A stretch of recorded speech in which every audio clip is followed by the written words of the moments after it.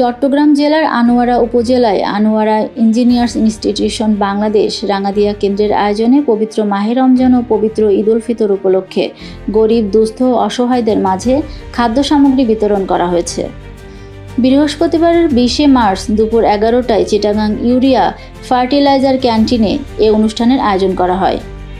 Engineers institution Bangladesh রাঙাদিয়া কেন্দ্রের chairman ও KAFCO chief operation officer প্রকৌশলী মোহাম্মদ আবদুল্লাহ ফারুক এর সভাপতিত্বে এবং চিটাগাং ইউরিয়া ফার্টিলাইজার লিমিটেডের অতিরিক্ত প্রধান প্রকৌশলী ও সাধারণ সম্পাদক মোহাম্মদ মুসার সঞ্চালনায় উক্ত অনুষ্ঠানে খাদ্য সামগ্রী বিতরণ অনুষ্ঠানে প্রধান অতিথি হিসেবে উপস্থিত ছিলেন গণপ্রজাতন্ত্রী বাংলাদেশ সরকারের শিল্প মন্ত্রণালয়ের অধীনস্থ সংস্থা Bangladesh chemical industries corporation BCIC এর নিয়ন্ত্রণাধীন ইউরিয়া ফার্টিলাইজার লিমিটেডের ব্যবস্থাপনা পরিচালক মিজানুর রহমান।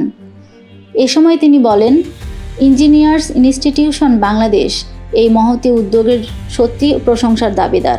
তাদের কাজ আগামী দিনে আরও বৃহৎ পরিসরে করার জন্য IEB রাঙাদিয়া কেন্দ্রকে আহ্বান জানাচ্ছি।